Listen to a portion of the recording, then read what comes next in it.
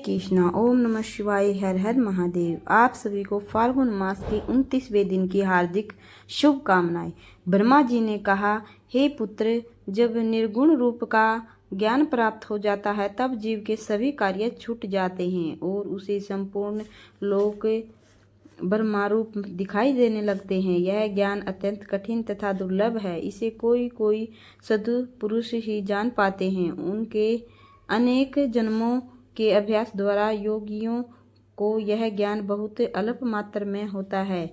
एक दिन जब शिव जी ने संसार के कल्याण के निमित्त यह विचार किया कि ब्रह्मा ने हमारी आज्ञा द्वारा सृष्टि को तो उत्पन्न किया, परंतु ब्रह्मांड के जीव अपने कर्मों में बंधे रहकर हमारे स्वरूप को किस प्रकार जान सकेंगे, तब उन्होंने यह लीला की कि जिस काशी को उन्होंने अपने त्रिशूल पर उठा रखा था उसे पुनः पृथ्वी पर स्थापित कर दिया।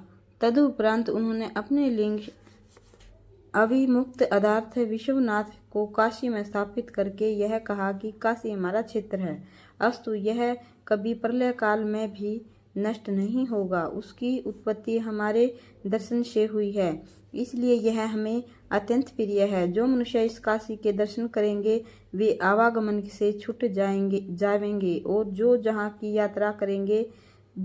की यात्रा करेंगे वे परम पद को प्राप्त हुआ करेंगे। जब हम समय पाकर प्रलय किया करेंगे उस समय इस काशी को अपने त्रिशूल पर उठाकर बचा लिया करेंगे। तदुपरांत जब ब्रह्मा पुनः सृष्टि को उत्पन्न करेंगे तब हम इसे फिर उसी स्थान पर स्थित कर दिया करेंगे।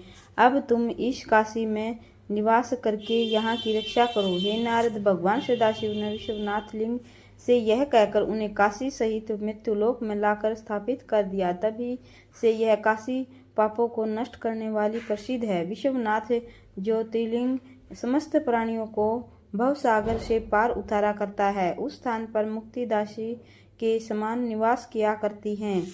जो मनुष्य किसी भी प्रकार का मोक्ष प्राप्त करने योग्य नहीं है उन्हें भी काशी मुक्ति प्रदान करती है। भगवान सदाशिव की आज्ञा अनुसार काशी संपूर्ण दुखों को नष्ट करने में कुल्हाड़ी के समान है। उस काशी को पाकर विश्वनाथ जी भी अत्यंत प्रसन्न हुए। तब संपूर्ण संसार शयनाथ हो गया। हे नारद, जब विश्वनाथ जी काशी सहित लिंग रूप में प्रकट हुए तब मैं तथा विष्णु जी अपने गुणों सहित शिव का नाम का उच्चारण करते हुए स्थान पर जा पहुँचे। जब देवता दिक्पाल सनकादिक तथा ऋषि सिद्धियों सहित इंद्र भी वहां जा पहुँचे तब हम सब लोगों ने बड़ा उत्सव करके मुख सुख प्राप्त किया और उस विश्वनाथ लिंग की पूजा की। तदुपरांत जब सब लोगों ने मिलकर स्तुति की उस समय शिव जी ने अत्यंत प्रसन्न होकर हमें अपना दर्शन दिया।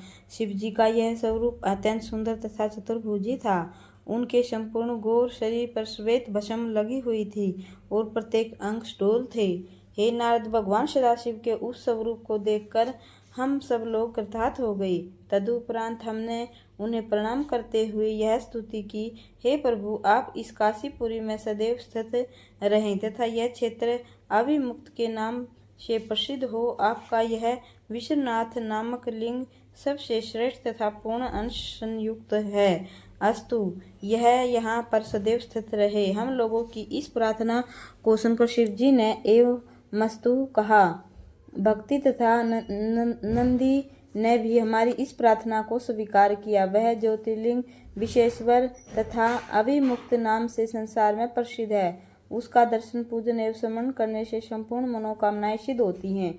तीनों लोकों में काशी पुरी के समान न तो कोई दूसरी पुरी है और न विश्वनाथ लिंग के समान अन्य कोई लिंग है। ब्रह्मा जी ने कहा, हे नारद, विश्वनाथ तथा काशी का चरित्र भक्तों को मुक्ति देने वाला है। उस पवित्र काशीपुरी में मणिकर्णिका तीर्थ ऐसा है जो सब प्राणियों की मनोकामना पूरी करता है। जब नश्वर संसार में अनश्वर काशी का आगमन हुआ उस समय सब लोगों को अत्यंत प्रसन्नता हुई। हे नारद, तदुपरांत सब मनुष्य काशी विश्वनाथ का दर्शन करने के हेतु स्थित पुरुष को साथ ले बड़ी धूमधाम से चले।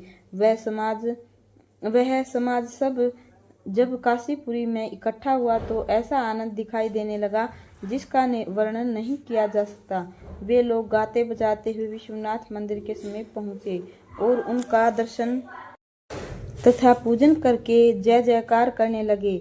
जब एक स्त्री ने लोगों के मुख से विश्वनाथ लिंग की महिमा सुनी तो उसने अपने कृष्ण पति से यह कहा, हे पति, आप भी भगवान विश्वनाथ के दर्शन करने के लिए मुझे ले चले, क्योंकि संपूर्ण संसार उनके गुणों का वर्णन कर रहा है। ब्रह्मा जी ने कहा, हे नारद, अपनी स्त्री की बात सुनकर वह कृपण मनुष्य बहुत दुखी हुआ, क्योंकि उसने यह सोचा था कि यदि मैं इसे लेकर काशी को गया तो कुछ द्रव्य खर्च करना पड़ेगा। अस्तु, वह अपनी पत्नी से बोला, अरे बावली, तू यह क्या विचित्र बात कहने बैठ गई। तू यह अच्छी तरह जानती है कि मैंने बड़े परिश्रम पूर्वक धन एकत्रित किया है।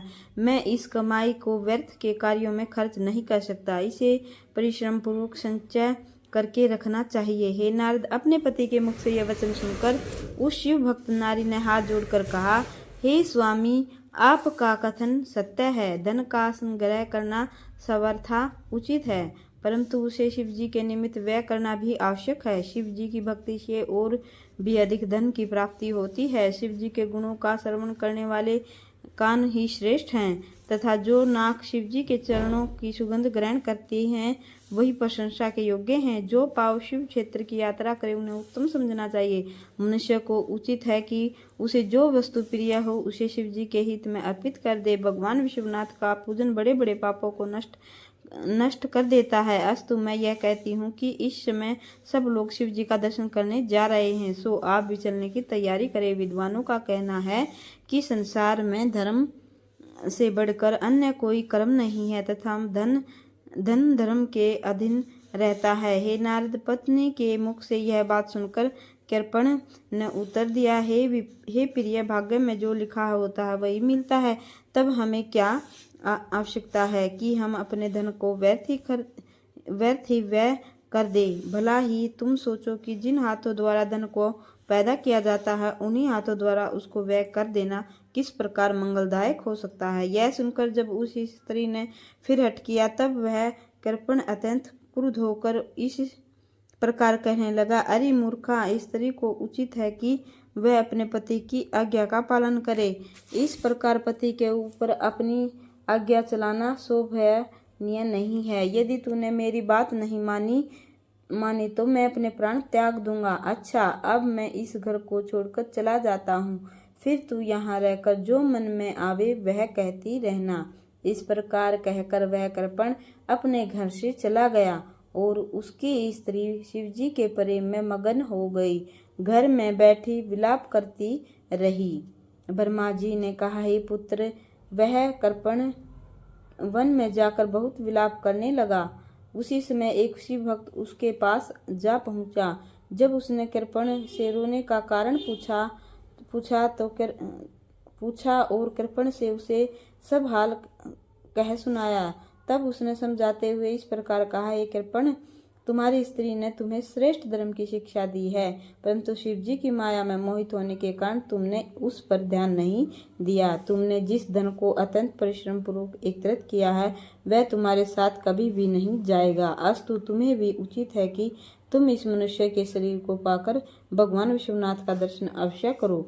जो प्राणी मनुष्य शरीर पाकर माया मोह में भूला रहता है उसे पश्चाताप के अतिरिक्त और कुछ नहीं मिलता। इस प्रकार शिव भक्त ने उसे सदुपदेश किया। तब वह कृपण भी अपनी भूल को स्वीकार कर शिव जी के प्रेम में मगन हो गया और इस प्रकार कहने लगा, हे बंधु, मैं अब तक वास्तव में अज्ञान अवस्था में था। आपके वचन सुनकर मुझे श्रेष्ठ बुद्धि की प्राप्ति हुई है। बोलिए राधे।